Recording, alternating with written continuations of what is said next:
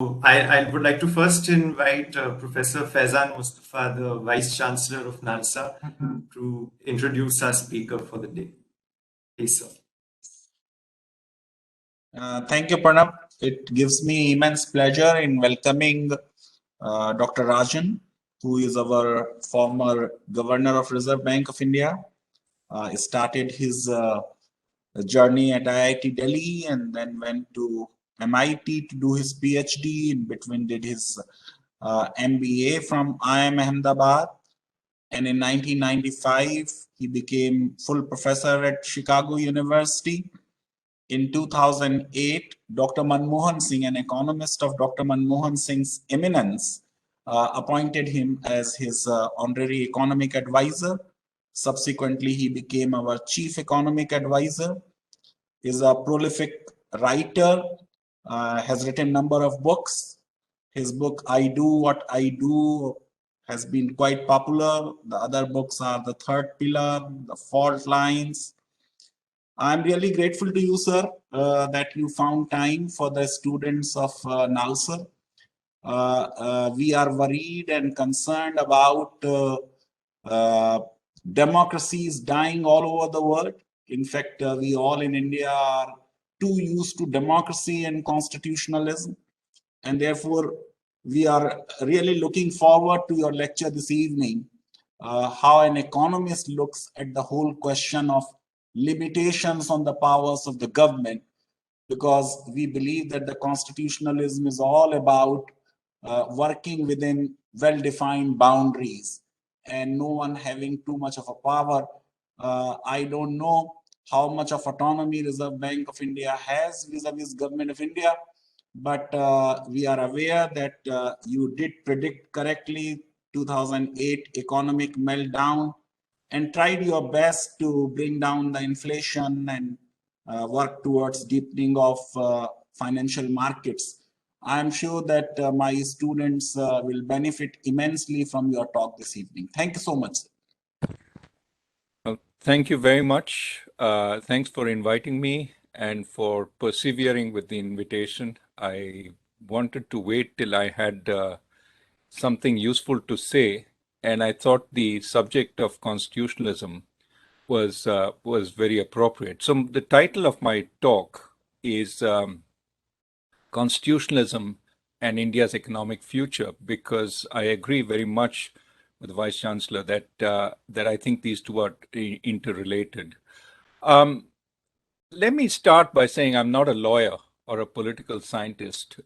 In fact, some of my critics would say I'm also not an economist, but I am an Indian citizen concerned about the direction our country is taking. And after a period of recovery from the global financial crisis, we have been on a downward path for some time. So I really want to take this opportunity to talk about what might need to be done. And I would argue that some of what needs to be done is as much on the democratic and social environment as it is on the economic environment. The point I wanted to make was taking off from what the Vice Chancellor said, that the issues of the economy are not unrelated to democracy and society. I do think India's future is very bright. That even though post-independence we were a very poor country with a very uneducated population, we were actually full of ideas and hope. We were willing to preach about the brotherhood of man to the world, and the world listened to us because we were living the experiment of creating a liberal democratic society in conditions where no one thought it would take root. There were many problems that we had and gaps between our ideals and the reality.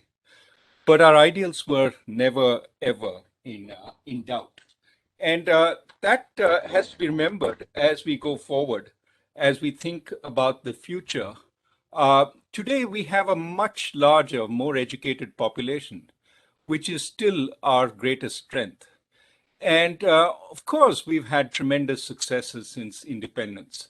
As one recent example, wherever I go, I talk about the vision behind the Aadhaar stack and its applications, such as the Universal Payment Interface or UPI. I'm sure many of you have used UPI to make payments from your bank account to a shopkeeper. And its growing success, the tremendous number of transactions that are done on it, as well as the broader success of the Aadhaar stack, I think offers us an important lesson. And I think that lesson is what has worked for India are thoughtful frameworks or infrastructure that essentially liberate our people to utilize their creativity and their enterprise. One example is, of course, Aadhaar. The other is the Golden Quadrilateral by the first NDA government. That highway building program essentially connected India, and it also opened up many parts of India to enterprise, whether it's services, tourism, or manufacturing. The rural roads projects of successive governments, including the present one, have had a similar impact. So infrastructure, frameworks, anything that liberates the energies of our people seems to work well. However, in recent years, we have gotten a little less confident. Our belief in our economic future has diminished. Our confidence in being able to hold our own against the best in the world has fallen off. And there is a real question why this is happening. Instead of pushing for more open markets, our business community is once again supporting protectionism. Domestically, we have more and more social groups calling for job and college reservations for their communities and for subsidies and supports for their profession. States increasingly are reserving jobs for locals, undermining the idea of one India. And, the pandemic's toll, many of you have suffered, not being able to go to class during this period. The pandemic's toll has further diminished our self-belief or Atmavishwas, even while pushing many in the middle class into poverty.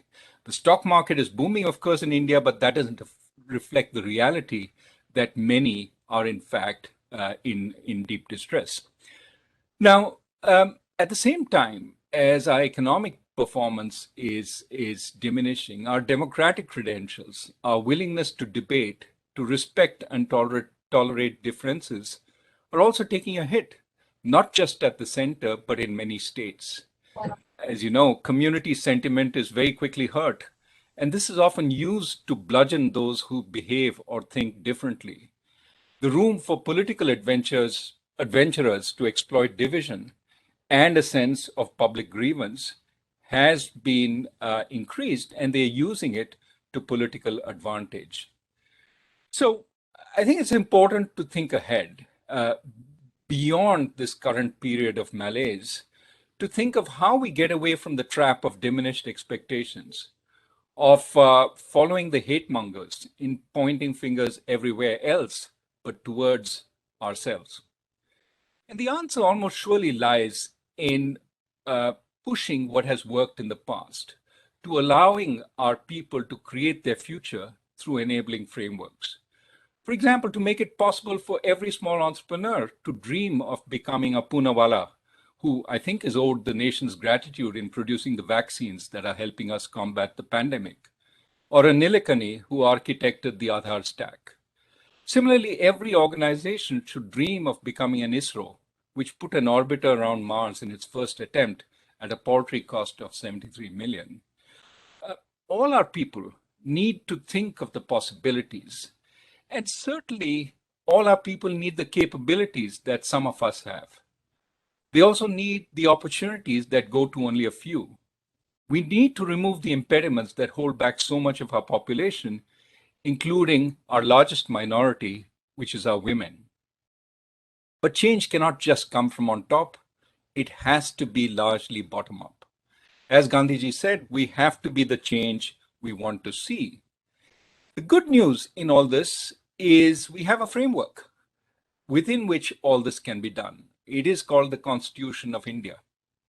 I will argue that a critical aspect of our economic future is how we rediscover and reshape constitutionalism, by which I broadly understand not just ensuring that government adheres to the principles of constitutional rule, but empowering our people through the Constitution to create better futures for themselves.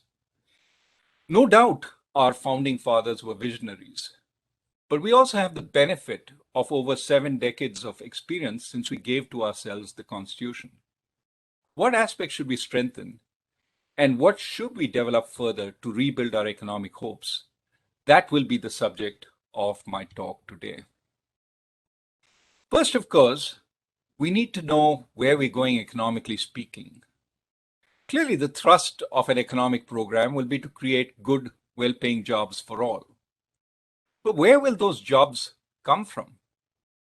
It seems the government is embracing manufacturing-led growth as epitomized by the slogan, Make in India. Yet, what is India's source of competitive advantage here?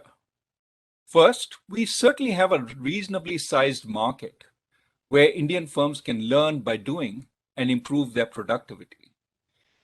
It seems the government is giving firms some protection by raising tariffs so that they can have a safe space in which to learn.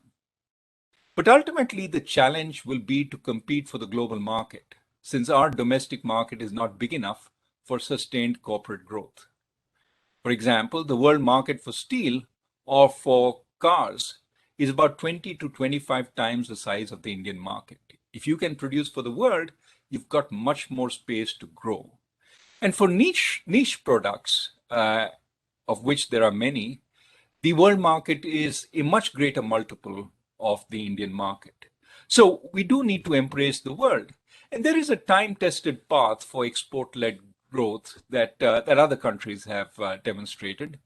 Authoritarian East Asian countries compensated for their poor infrastructure and finance by repressing worker wages, worker rights, and household interest payments. That was what they needed in order to be competitive. They maintained an undervalued exchange rate, thus hurting domestic consumers at the expense of producers, and combined with protection through tariffs, all this allowed them to compete for a global market, even when their firms were not very productive. So this is a pathway. And of course, as they learned how to produce more effectively, as they built scale, they became globally competitive, and then they didn't need all this. They could allow wages to rise. They could pay households more. This is a path that Korea used. It's a path that China is using. In the meantime, the government also helped by improving infrastructure like power, making it cheaper, improving roads, improving education, skilling, and the health of the workforce. Now, the question we have to face is this possible in our democracy, or is it even desirable? I mean, think of some of the elements of this path. You have to repress the labor force, pay them less than what wages would truly be. You have to favor producers at the expense of consumers, keep your exchange rate undervalued. You have to seize land to build highways because just buying them from people may be hard. Now, is all this possible or even desirable in our democracy? I would argue no. We are beyond this. We simply cannot do it anymore. We have a vibrant democracy. Repressing wages is going to be difficult.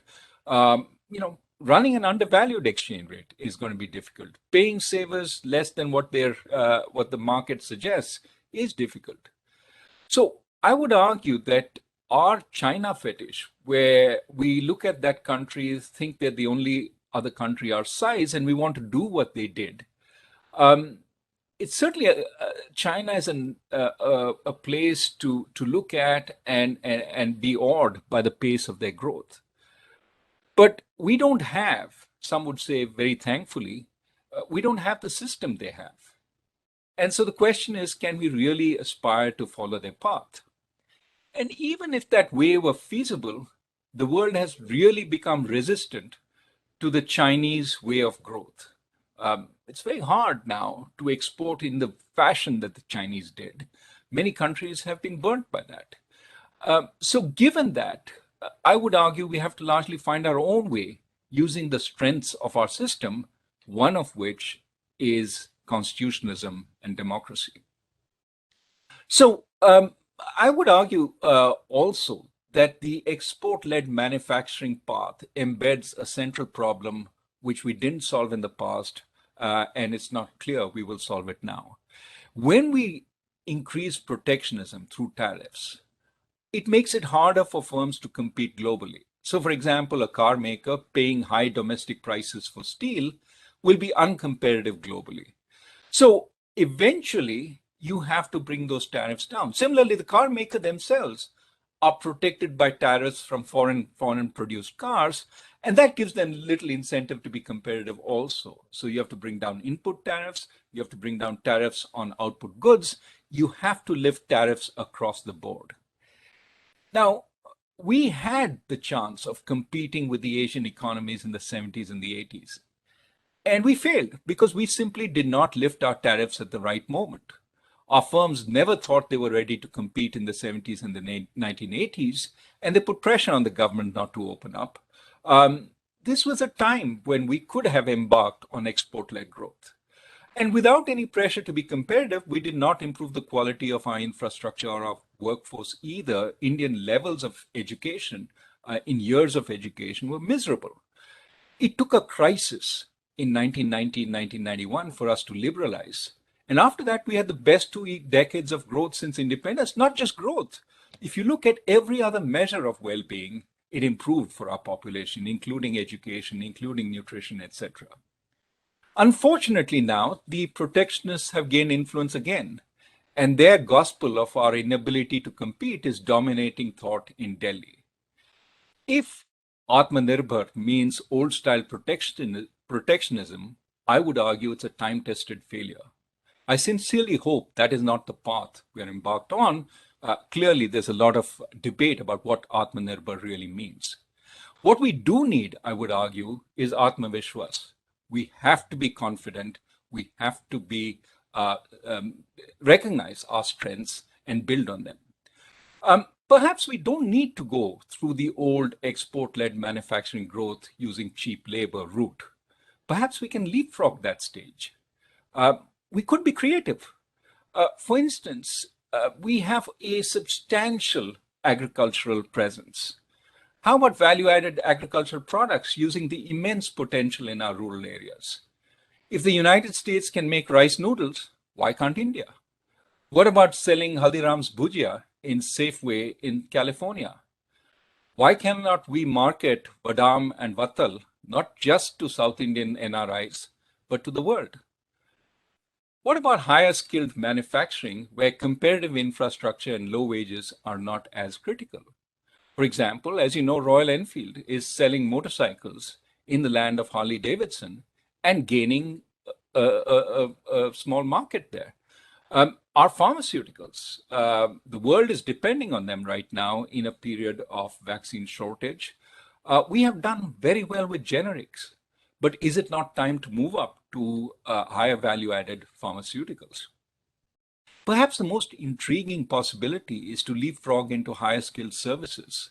Software was our initial foray, and if you look through the pandemic, the digital economy is doing very well. That accounts for a lot of the stock market rah-rah, accounts for many of the unicorns we're producing, accounts for our success and our image in the rest of the world. But we could do far more. With the pandemic showing us how to work at a distance, many high-skilled services can be provided to the rest of the world if only our people had recognized degrees and our companies had the trust that allowed them to serve the world. Certainly in a software, we've built that trust, we've built confidence in our capabilities, but why not in management consulting? As you know, every management consulting firm across the world is full, chock full of Indians. Many have, risen to the top in those firms. Why can't Indian firms provide management consulting firms, management consulting across the world?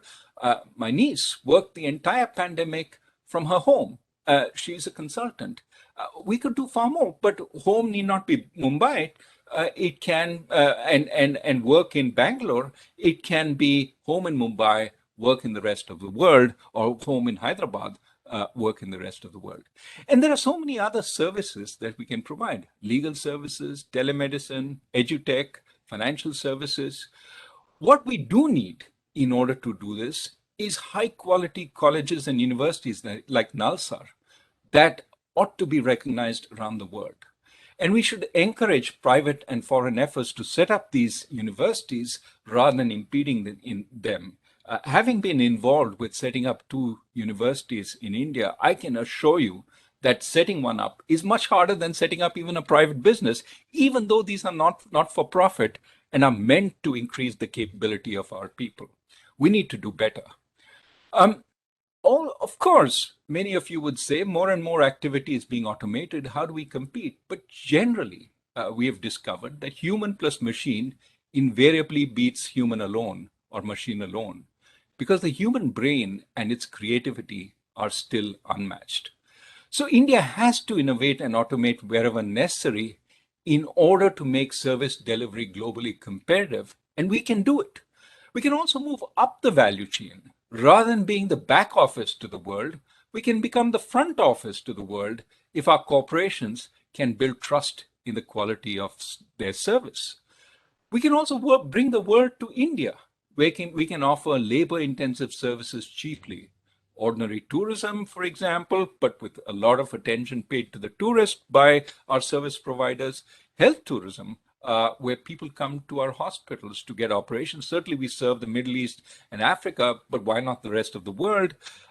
Old age retirement homes. People are looking for cheap places where they can retire. Old age, helping older people is very labor intensive, and that's something we could build out. The broader point I want to make is not so much that we should do A or we should do B or we should do C. I want to suggest that there is no one path for India's growth. It doesn't have to be manufacturing-led exports. We don't need to follow the authoritarian East Asian countries, including China. Indeed, their paths may not be available to us since we don't have the single-mindedness of their governments or their lack of democracy. And also, it may not be available to us because we're late in the game. The West, the industrial West, Japan, they're already resistant to this path from others. We need an Indian path, and that involves embracing the world rather than rejecting it. It requires using the diverse ideas emanating from our democracy rather than trying to impose a bland uniformity. It requires harnessing the energy of our people rather than suppressing it. Instead of leaders only, we need enablers. I would argue we need more dhanchas, framework in Hindi, and fewer yojanas or programs. Now, by necessity, if this is the path we want to choose, growth has to be inclusive, allowing minorities like women, Dalits, and Muslims to benefit along with the majority. Growth that doesn't take everyone along ultimately is economically and politically unsustainable. Any country that doesn't get all its people to contribute is for sure wasting resources. How many potential Dr. Janaki Ammal, one of India's finest botanists, Dr. Ambedkar, as you know, the framer in many ways of the Constitution, or Dr. Abdul Kalam, one of our finest scientists, as well as our former president, how many of them are we ignoring when we make certain groups second-class citizens? Also, I think it's in the self-interest of the majority to recognize that no group in today's hyper-informed world is likely to settle for second-class status. Any attempt to keep a large part of our population down is not just morally wrong, it will bog us in perpetual divisiveness and conflict. As Abraham Lincoln said, a house divided cannot stand. And that is true of the United States as much as it is true of India. And furthermore, if many of the paths I've talked about require us to engage with the world, require us to bring the world to India, any such attempt at creating a second-class citizenry will make us pariahs in the world. And we need all the goodwill of the world to grow. And of course, the framework I talked about, our Constitution, enjoins us to be inclusive, emphasizing the desirability of equality, of capability, the equality of opportunity. It's strewn throughout the Constitution, and that is the path we need to embrace. Pranav, could you put up the slide, please? Sure, I just put it up. here are 6 points I want to make in terms of what we need to do next, and I'll conclude with that. I want to talk about improving the provision of public goods. I want to talk about strengthening and protecting individual rights relative to group rights or state rights. I want to talk about decentralizing policy making to the extent possible and measuring and publicizing local outcomes. I want to talk about creating an enabling framework for the industries of the future. I think we should join and shape international treaties rather than stay away from them. And finally, we should allow change to be shaped by debate, criticism, and protest rather than imposing it from on top. So let's start with each one of these elements and leave this slide up because you will see where I am. Public goods. In order to improve the capabilities of our people, we need so much of public goods. We need early childhood nutrition, we need schooling, we need medical services. Any of these growth paths that I've talked about require that the capabilities of our people be improved, and especially so given the ravages of the pandemic. Much of this is embedded in the directive principles of state policy. And, so far, much of the way we've provided public goods has been through the government. And typically, it's attempted to be universal. Your primary healthcare center is open to all. However, how many middle-class people do you see in those healthcare centers? The reality is because the quality of services provided is poor, many of the middle class have seceded from public services. Nobody puts their kids into ordinary government schools. Of course, Kendriya Vidyalayas and so on are different. But many ordinary government schools find it hard to attract middle class people. And the reality across the world is services targeted at the poor are generally poor quality services because the poor do not protest, the poor do not ask for more. You need the middle class to be to get those services along with the poor to be able to demand better quality, better efficiency. Of course, in response to this, many people say, oh, we should have private provision. But private provision of services will not resolve the problems with quality.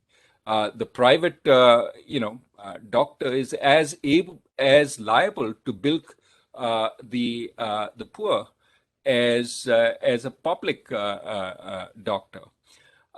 We do need to draw on private sector provision, but we need multiple channels for checking quality, including bringing the middle class on board along with the poor to take up private services. So one way to take up these services. So one way we could do this is through adequate cash transfers to the poor, which would give them choice and enable them to join the middle class in using private providers. But adequate means that if you want to send money to the poor of the levels that are necessary, you have to target it very carefully because we simply don't have the resources to do it at a massive scale. So one example would be, we do have public distribution of subsidized food grains, and that has been, very important in reducing hunger. However, today, India increasingly has a nutrition crisis, not a calorie crisis. Our people are not eating the right food, which is why we still have stunting and malnutrition amongst the children. So one of the reasons may well be the kind of foods that they get that are subsidized. And perhaps, and of course, a lot more is needed to resolve the problem of malnutrition, but perhaps giving them more choice by giving them cash in lieu of the food grains might allow them to get better diets. And again, this is a complicated problem. I don't want to simplify it. The problem with cash transfers, of course, is first, in some parts of the country, distribution of goods is not great. So if you distribute the cash, but they don't have easy ways of buying, that will be problematic. Of course, that problem can be solved. Another is many people who should be getting the transfers are left out. Again, we need to improve the information targeting. We need to ensure that all those who need the money do get it. and often exclusion criteria, keeping out those who don't need it rather than bringing in those who need it, may be easier. But when you look at the amounts we spend on public services and the return we're getting in terms of quality, in terms of use, it seems as if we could do far better, and we could sort of wrap a lot of these services we provide from the government's perspective into a mixed provision by both the government and the private sector, but give a lot more power to the citizen in determining what services they want. And clearly, government experts will still play a big role, sometimes in providing, especially in more remote areas, but also sometimes in checking credentials and capacities and certifying quality. For example, in the medical area, there are lots of quacks who spring up in the private sector. Checking their credentials is very important. Having a certification process would be really good. The government can also share best practices across the country. For example, Delhi is doing really well in education. And what is Delhi doing in its government schools that can be learned by other places? And of course, what we also need is more power to the people to govern the services they're provided, to govern the local service. I'll come back to this in just a bit when I talk about decentralization. But in many localities, the parents of children who are getting the teaching services have no power to complain about the teacher to anyone, no power to fire the teacher, and therefore they have no power to redress the bad service that they're getting. And we need that to change if we are to get good services. This is part of a broader point, which is we need to strengthen individual rights. And that is the second point that I want to make. We've tended to privilege group rights against individual rights. Much of the focus then of public protest is on factors that benefit the group as a whole. For example, on job and college reservations for the group, since that is a common group agenda. Now, much of this is a zero-sum outcome. If I get more reservations in government for my group, you get fewer, or you who have no reservations are shut out. These are zero-sum outcomes. I'm not saying that reservations should be done away with. They have a role, they have a place. What I am saying is that we also need to focus on the process which improves the capabilities of people. If people should spend more time asking why the schools they send their kids to are so bad, rather than necessarily why those kids, after going through these bad schools, don't really get a good job. You have to start at the beginning, questioning the process. And this requires much more of focus on individual rights. Because when you focus on group, and our constitution sort of veers between the two, when you focus on the group, political organization builds around the group. And that tends to leave the underprivileged within the group. And there are many underprivileged within every group. It tends to leave them behind. The single biggest underprivileged are women in every group. But also the poor. Within every caste group, there are poor members of that caste, and there are richer members of that caste, and leaves the poorer members behind. It also limits the building of broader identities. Again, let me go back to the point of Indian women. Indian women, whether Hindu or Muslim, suffer from various limitations. Hindu daughters, for example, cannot inherit as easily as Hindu sons, nor are they protected when a Hindu man marries for a second time, since that marriage is not recognized in court. Muslim women also obviously suffer from impediments specific to their religious codes. Now, the Constitution talks about attempting a uniform civil code in the directive principles. But perhaps, and this is one place where I think we need to revisit some of the ideas there, perhaps it's better to allow reform to come from within each community, with the courts and the government supporting the push for fundamental individual rights. And by that support, there will be reform within each community. Perhaps women, for example, will unite across communities with a common agenda, eventually creating a consensus on civil codes that would fulfill the objectives of the directive principles of a common civil code, but let it come from bottom up rather than be thrust from top down. A third problem with the emphasis on group rights is that it gives tremendous power and latitude to the state, which can claim it's working for the larger group good. For example, we know time and again the rights of forest dwellers have been routinely violated under the guise of development intended to benefit the group. In reality, the group has been poorly benefited, but you can drive a truck through that kind of protection. So, for all these reasons, I would argue we need to rebalance towards individual rights, much more so that the Constitution allowed for. Again, it's not outside the Constitution, it's just a rebalancing of emphasis. And you legal scholars know far more about this than I do. A third point is we need to decentralize policy making. Uh, the Constitution placed significant power with the center, given the needs of the time. Remember those times. We needed to integrate the princely states. Partition had just occurred, and the sort of unity of the country, as well as its survival, was under question. Moreover, Dr. Ambedkar himself believed that central government would be more modernizing than local government. As he famously said, the village is, and I quote, but a sink of localism, a den of ignorance, narrow-mindedness, and communalism. Now, today, the integrity of India is no longer in question.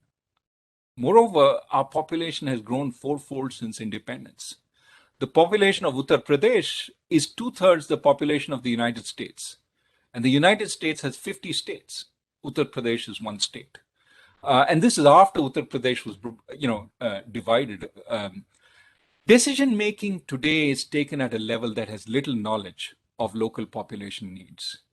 Now, the directive principles suggested that we introduce panchayati Raj, or a third level of government, and we did through constitutional amendments in the early 1990s. Unfortunately, powers have not devolved to the local level. Why would they, since no government, federal or state, central or state, wants to delegate powers? So even state governments haven't empowered their finance commissions to deliver more to the localities. According to a 2018 Ministry of Finance report, central and state governments in India spend on average 15 to 20 times per capita than local governments. So that tells us how small the local government is. And according to Devesh Kapoor, 66% of government employment in China is at the sub-provincial level, while only 12% is so in India. And this has consequences. If your teacher in the village is not being paid by local authorities, but being paid in Lucknow or paid in Chennai, what power does the local parents or even the local authorities have over her? She doesn't even show up because her salary is being paid somewhere else, right? Similarly, the police or the local primary health center can be very unresponsive because nobody determines their future locally. So people, when they feel disempowered, when they have no say over local issues, secede from the public system in a variety of ways. I talked about them seceding and going to the private providers, but Naxalism is another way of secession. You go to a different system of governance because that system of governance promises a little more. Maybe they get the teachers to actually teach rather than not showing up at all. So this is very detrimental to our country, and we have to be careful that this secession doesn't take place. And I think the response has to be more localization. More local powers and more local data would allow local officials to also be held responsible for local performance. We often say, "Oh, they're incompetent. They're not very good." Well, you need to make them more responsible, and they will up their performance. In China, officials are graded on their performance locally, and that makes them really very, very interested in supporting local industry rather than standing in its way. Through decentralization also, every locality would have a different set of ideas and different best practices, and we could share them and do a lot better. For example, water management. Certainly there are areas in Maharashtra which are doing very well in water management. Those ideas could be spread around the country, but we need decentralization of practice in order to get a variety of ideas. Now, in resisting devolution, governments often say that lower levels are incompetent or corrupt. Yet today we have really good monitoring technology that can check corruption. We can get the local population to also offer their vote on what is happening, and they observe local governance and they can react in real time. Also, I would argue decisions made by a local official who is sensitive to local conditions can be far better than a more qualified or remote central official. I think the time has come to do much more locally because India is too big to be governed entirely from the center or state capitals. Functions, funding, and functionaries, that's an easy way of saying it, they all must be devolved to local bodies. Um, Fourth, we need to create an enabling framework for the industries of the future. Think about the industries of the future. They're not based on manufacturing. They're based on debate. They're based on ideas. They're based on data. They're based on privacy protection. They depend on competition. They depend on contractual protection. We'll come to debate and ideas in just a bit, but data also needs to be protected with individual control over who gets to see the data. And this is not just protection against corporate misuse with Facebook and its misuse of data being highlighted in recent times, but it's also against unconstrained government access. And here there's a trade-off, a very delicate trade-off. We need to constrain the government on spying on ordinary citizens. That is not something that can be done or should be done in a democratic society. At the same time, government has legitimate purposes that it should use data for example, preventing economic crimes. So, for example, if you had to Aadhaar link your bank accounts, it allows the tax authorities to see how much you have in terms of funds. And if that process was controlled, it could go after people who are not declaring their incomes. That is a legitimate purpose of information. On the other hand, if you are tapping the phones of the leaders of the opposition, that is an illegitimate purpose of data and should be grossly and strongly proscribed by the judicial system. So this is not just important for our democracy, it is also important for our growth. If we can show the world that we protect data, not just by misuse by corporations, but also by the government, it is a way to convince foreigners that Indian firms can be trusted with their data. It opens the way for data sensitive services abroad, such as financial services. That is one thing we cannot do today, given that there is a mistrust. And it is something that China will not be able to do, given their government has immense capability of intervening, and the courts in China are submissive. It would be really ironic if the Indian government, in its attempt to mimic China, gave up this source of competitive advantage. Our courts have suggested ways in which we have to strengthen privacy, and we should work on it. And that also means limiting the power of government to intervene, perhaps putting a layer between government, a judicial layer, where the government wants to intervene for crimes. It does need to get the approval of a judge or a judicial panel, or even a panel of independent citizenry. Now, I also want to say there's a lot, given that this is Nalsar, there's a lot that can be done on the legal side to facilitate new enterprise. For example, many cryptocurrencies use a decentralized ledger system, contracting with crypto, smart contracts, for example. We need an enabling framework for such industries, even while we're improving the traditional frameworks such as the bankruptcy code. The Constitution, of course, did not address these issues, but our courts can, within the framework of the Constitution, and certainly can provide guidance on how to draw the balance between the issues I've talked about.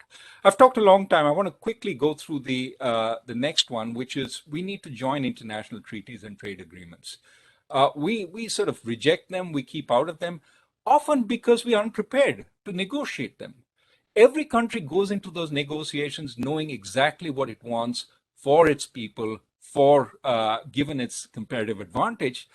We have the curse of the generalized, unprepared bureaucrat who shows up, having spent a year or two in the Commerce Ministry, but without a deep knowledge of the issues at work, without a lot of research, without support from industry, and is negotiating with people on the other side who have spent 20 years in that ministry, know every trade agreement, have done a lot of research, have the support of their firms in telling them what they have to negotiate for.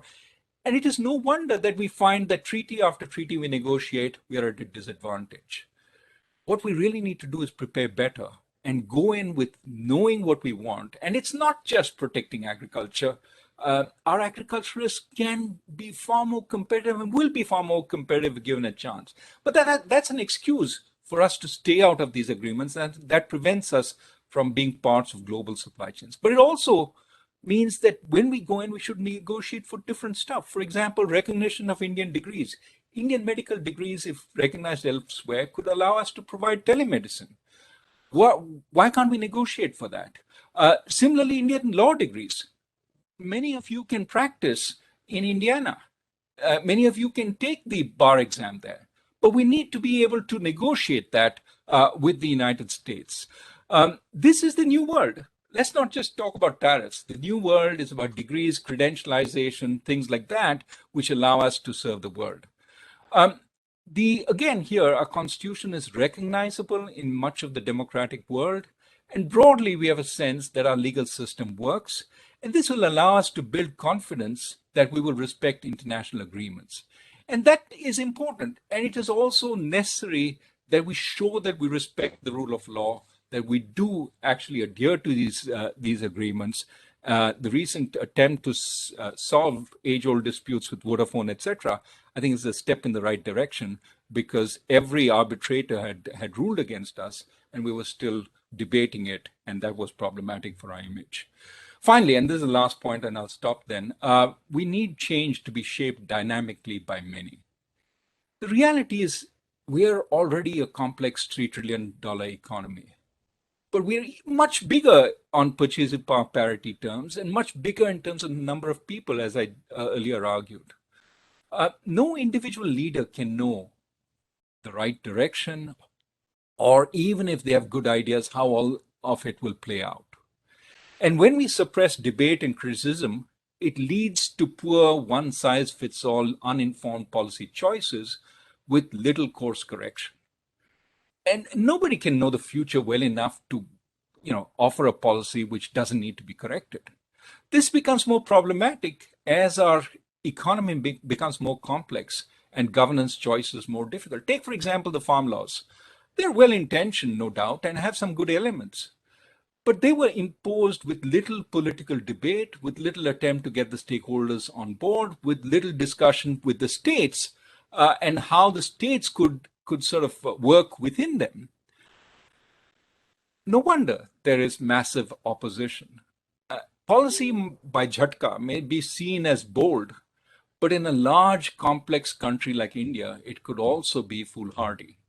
So we do need to allow free debate, protecting all ideas and speech so long as they do not lead to direct harm, because this allows us the information to correct course. We cannot say my way or the highway. We have to be willing.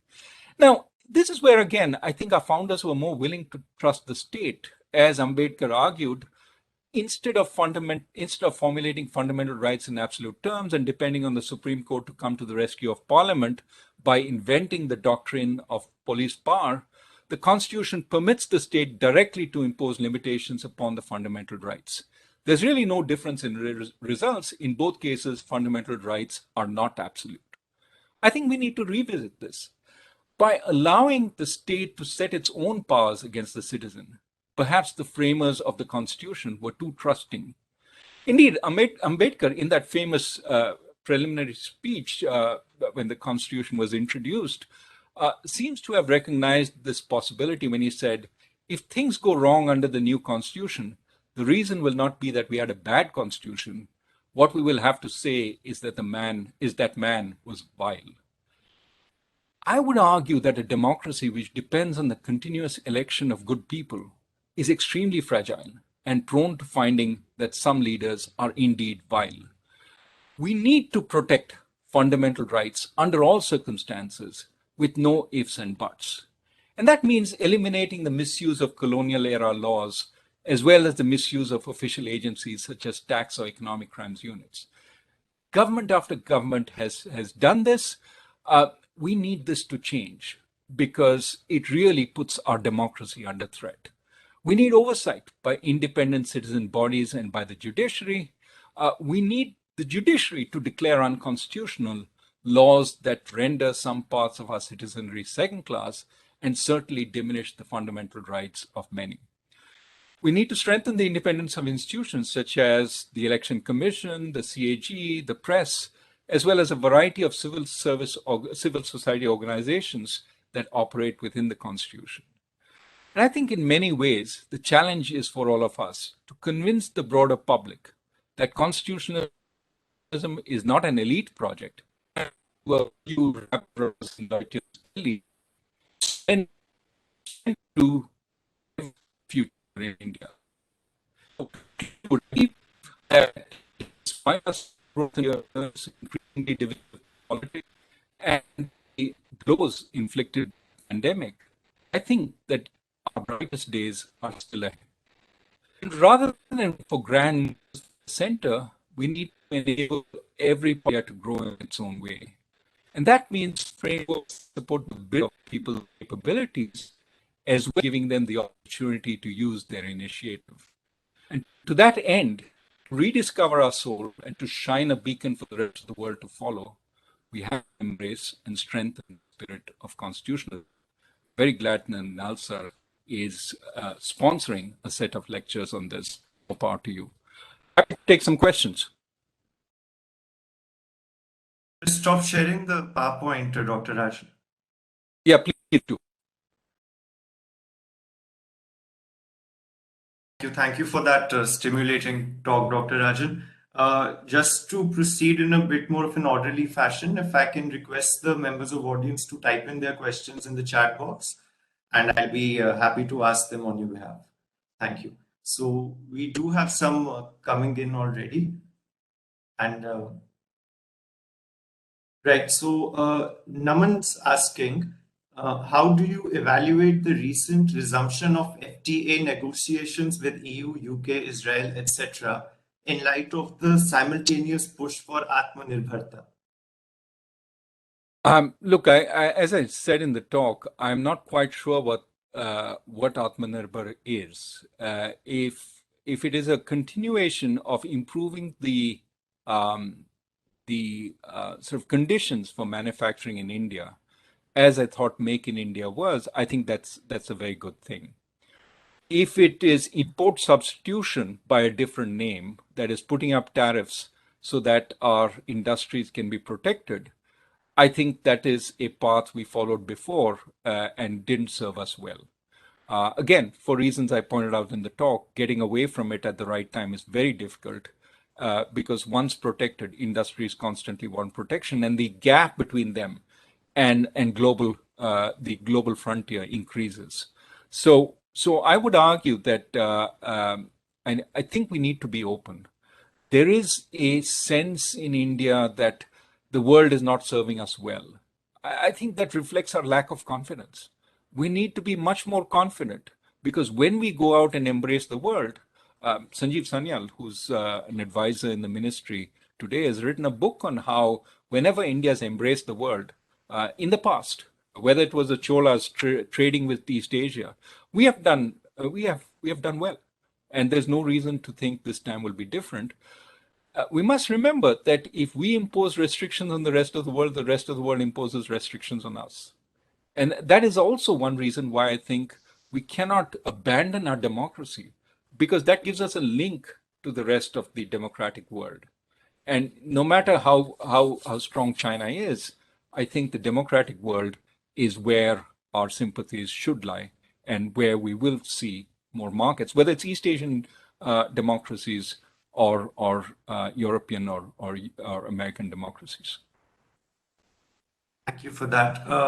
I believe Professor Manohar would prefer to ask by unmuting himself. He has some issues with the chat box. Professor Manohar, whenever you're ready, please, you can ask. Yeah, thank you, Pranav. Dr. Rajan, thank you so much. I just wanted to ask you two questions, although I have many questions, but I'll just ask you two. I'm neither a lawyer nor an economist, but let me try and ask these questions. Uh, uh, you talked about economy and its connection with decentralization, and you've been a critique of authoritarianism and the issue of hatred against minorities, etc., in India. But there is a view among some of the scholars that we actually created at the beginning of the nation creation itself, that we have created a massively powerful center. And that seems to be the problem. And many people in the South, especially, and I'm sure you are aware of it, at the beginning of 20th century imagined a very different federal India. So that seems to be the crux of a political problem rather than, however, whatever reforms we think about in terms of economy or education or administration, in terms of efficiency in any of the fields, unless that political problem is resolved, some scholars argue that we can't do much. That one question. I just would like your response on that. The second question is about language.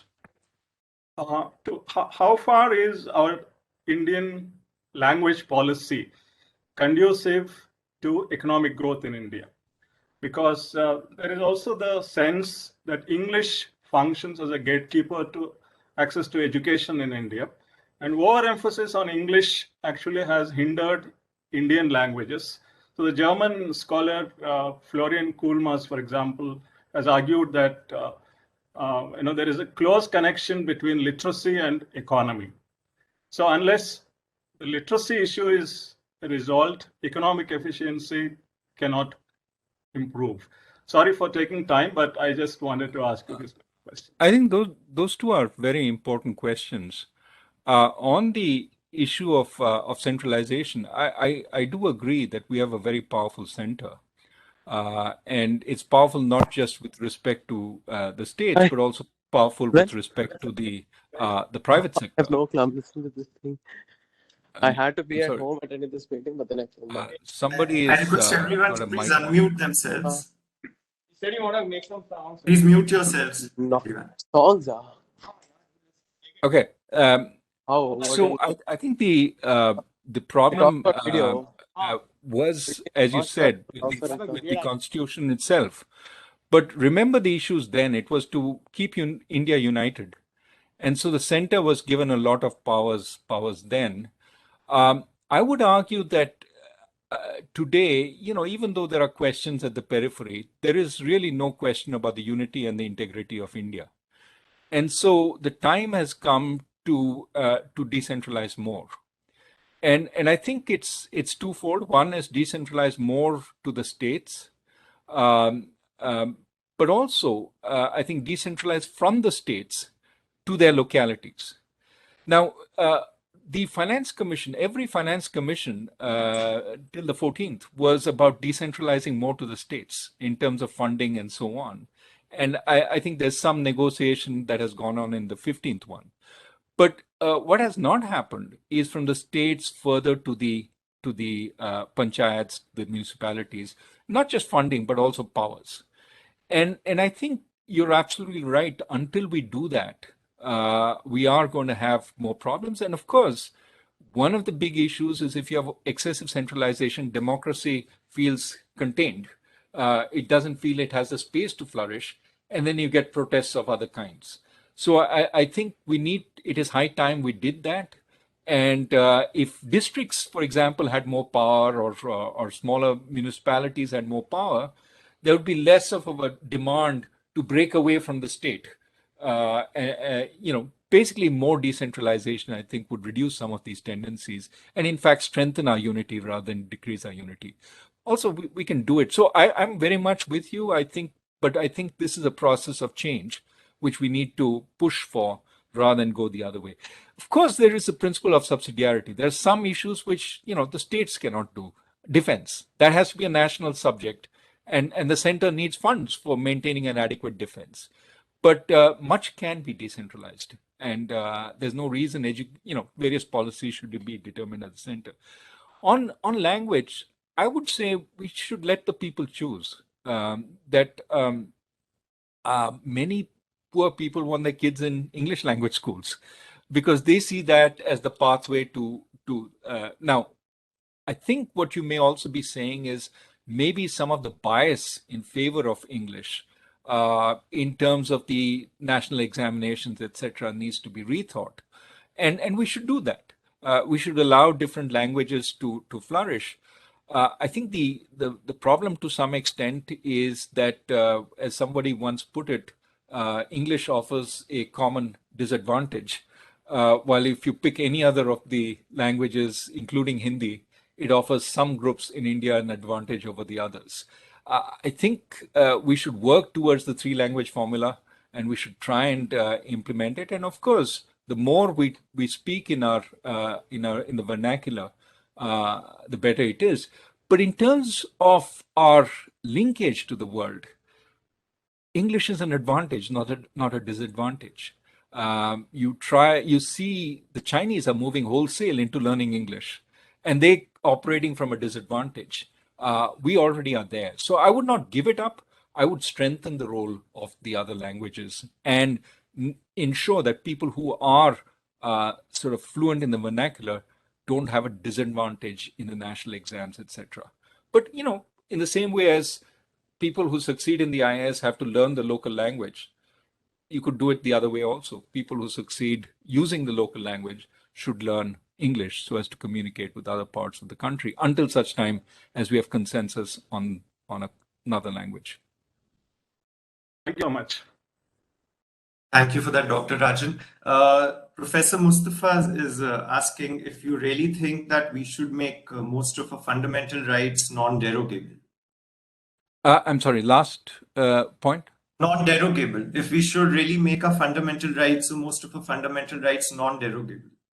I am not familiar with that term. So you have to explain it to me and then I can answer. Right. Professor Mustafa, would you? Yeah. Dr. Rajan, you said that this fundamental right should be largely absolute and we should not give power to the state to restrict them. That would mean that in all situations, the rights are to be respected. As of now, we have only right to life and personal liberty, and the rights like no one shall be compelled to be a witness against himself, or no one should be punished twice for one crime, like that, or protection against ex post facto law as non-derogable. Should we add to this list so that no government is able to violate people's rights? I think so. I mean, I just think the fact that habeas corpus is not able to be invoked under certain circumstances. Again, I'm probably misspeaking here because my knowledge of these things is not adequate. But the fact that a whole bunch of leaders are put behind bars for a sustained period of time without the need to actually have the day in court. I think that is a real problem.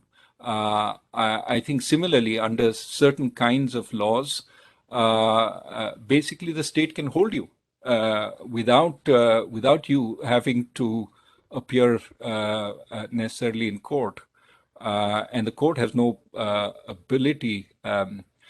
I just think that these were tools used by colonial administrations. And we have to have a sophisticated enough system such that these tools are no longer necessary. And I think it makes the system lazy when it can use these tools. It also makes it much more authoritarian, and we need to deal with that. Thank you for that, Dr. Rajan. There's another question coming in from Ankush. And he's asking, what changes do you think we need to make to the GST structure, especially with respect to the GST Council and the veto that the central government has in the voting process, and also lack of representation of municipal bodies in the GST Council? I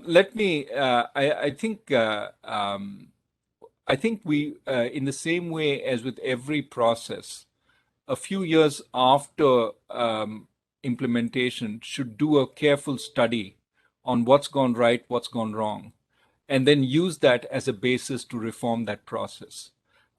We have a GST Council, but I would think that there would be a time in the not too distant future where we appoint an independent body, which then looks into the working of the whole GST system and recommends changes after thoughtful deliberation. I think it would be premature or uninformed for me to comment on what changes are necessary at this point. But I do think a careful and quick study can't be, a study extending over many years, but a couple of months with experts to determine what should be the changes that are necessary. Fairness is an issue which has come up repeatedly, and but also the efficiency of the system. What else needs to be remedied? I think we need to do that. Thank you for that, Dr. Rajan. I'm conscious of the time we had initially, so up I to can you. go for another 5 minutes, then I have to drop off. I do realize that I messed up in the initial part with my spilled coffee, so I'm happy to go a little longer. Not at all. Thank you. So we'll take one more question, and this one is from Anik. And Anik is asking, since decentralization would involve high administrative costs of monitoring the lower levels, increased vulnerability to regulatory capture at the lower levels, would the welfare effects substantially outweigh the costs? Well, I think that first, regulatory capture can happen at every level, and it's more costly when it happens at the central level than when it happens at the local level.